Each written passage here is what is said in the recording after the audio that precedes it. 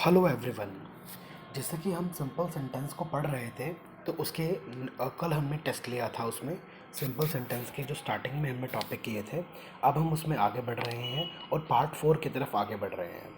देखो, जैसे कि मैंने पहले भी बताया था कि सिंपल सेंटेंस में दो कैटेगरी होती हैं। एक कैटेगरी होती है जिसके अंदर हम सब्जेक्ट की पहचान करते हैं, जिसमें हम इज़ एम आर का प्रयोग करते हैं, वॉज वर का प्रयोग करते हैं, विल बी और शेल बी का प्रयोग करते हैं। ये सब हम पहले वीडियोस में पढ़ चुके हैं। अब हम चल रहे हैं सेकंड कैटेगरी की तरफ। सेकंड कैटेगरी वो होती है जिसमें हम हैज़ हैव का प्रयोग करते हैं। बिल्कुल, हैज़ हैव पार्ट 4 के अंदर सिंपल सेंटेंस कंटिन्यू करते हैं। Use of has have. Has have का प्रयोग वाक्य में सब्जेक्ट की ऑनरशिप समझते हैं ना, कि किसी चीज़ पे मालिकाना हक, पोजेशन, अधिकार या किसी रिश्ते को बताता है। जैसे मेरा एक भाई है, मेरी एक बहन है, मेरा एक मित्र है, मेरे पास एक लैपटॉप है, मेरे पास एक कंप्यूटर है, मेरे पास एक मोबाइल फ़ोन है। इन सब चीज़ों पर मेरा पोजेशन या मेरी ऑनरशिप को व्यक्त करता है।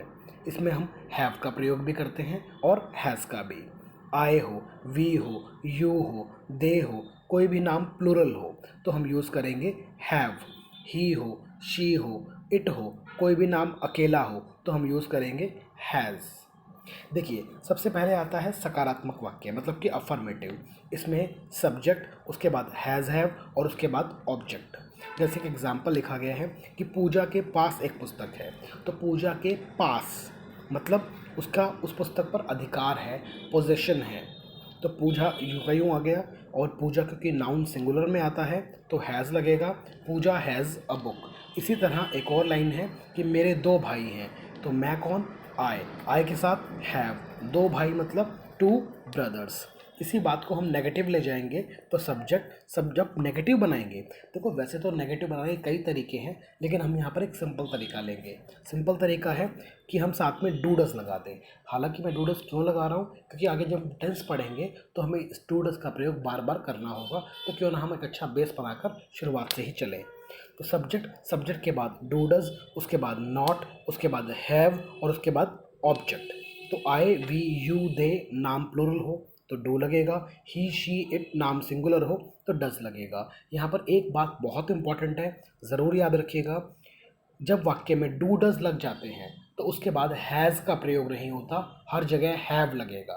मैं फिर से रिपीट करता हूँ, अगर वाक्य में डू डज का प्रयोग हो जाता है तो उसके बाद आपको कहीं पर भी हैज़ का प्रयोग नहीं करना है।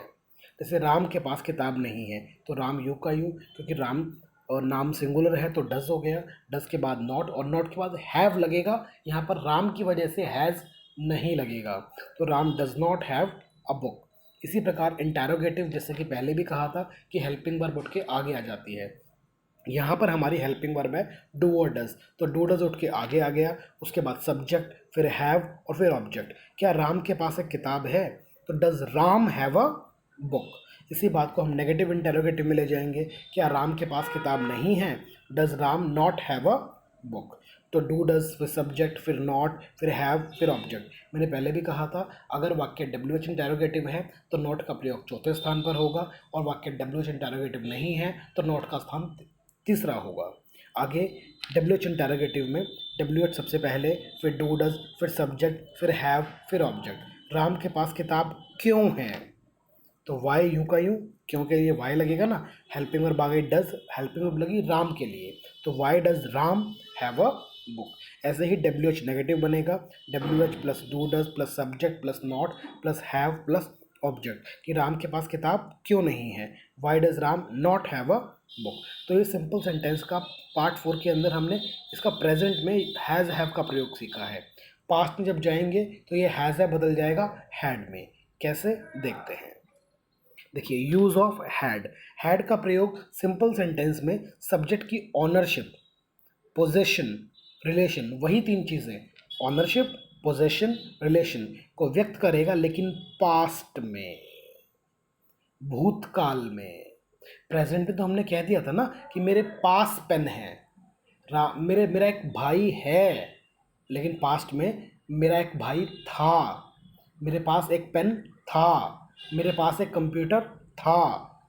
प्रेजेंट में हैज़ हैव, लेकिन पास्ट में हैड। अफर्मेटिव वाक्य में क्या रहेगा, सबसे पहले सब्जेक्ट, उसके बाद हैड, उसके बाद ऑब्जेक्ट। मेरा एक भाई था, आई हैड अ ब्रदर। इसी प्रकार जब हमने प्रेजेंट के अंदर डू डज का प्रयोग किया था हेल्पिंग वर्ब के रूप में, यहाँ पर हम नेगेटिव में डू डज नहीं, डू की सेकंड फॉर्म डिड का प्रयोग करेंगे, क्योंकि हैज़ हैव की सेकंड फॉर्म हैड है, उसी प्रकार डू डज की सेकंड फॉर्म डिड है। तो subject plus did plus not plus have. Past में भी हम अगर वाक्य में डिड लग गया तो हैव का प्रयोग करेंगे, डिड नहीं लगा तो हम हैड का प्रयोग करेंगे। Did not plus have plus object. भाई मेरे पास किताब नहीं थी, तो I did not have a book. Interrogative में वही हेल्पिंग वर्ब उठ के आगे did plus subject plus have plus object. ऐसे ही नेगेटिव इंटेरोगेटिव, WH और WH नेगेटिव, इन सभी चीज़ों को एक एक फॉर्मेट पे एक एक एग्जाम्पल आपको बनाकर देखना है। अब हम जाते हैं इसी के लास्ट पार्ट में, use of will shell plus have. अब देखो विल हैव शैल हैव का प्रयोग हम सिंपल सेंटेंस में सब्जेक्ट की ऑनरशिप, पोजेशन, रिलेशन को फ्यूचर में व्यक्त करेगा। हैज़ हैव प्रेजेंट में, हैड पास्ट में, और will have shall have future में। बताएगा किसको, ऑनरशिप को, पोजेशन को और रिलेशन को। अब जब हम बात करेंगे कि कहाँ शैल लगेगा कहाँ विल लगेगा, तो आई और वी के साथ शैल हैव और बाकियों के साथ विल हैव का प्रयोग करेंगे।